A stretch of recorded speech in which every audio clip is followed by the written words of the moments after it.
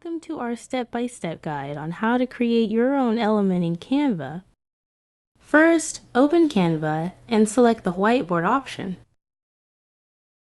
Utilize the tools provided by Canva to create your own unique element. Go to Elements and search for shape.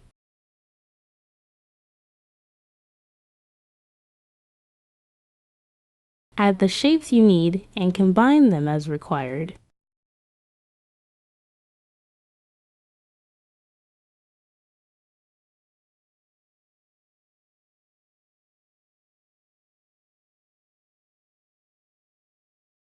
You can also go to Draw and sketch or draw elements as needed.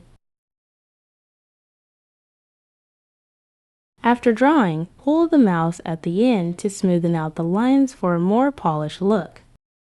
Once you're satisfied with your creation, click on Share. Select Download and choose either SVG or PNG as the file type. Click on Transparent Background for a clean finish.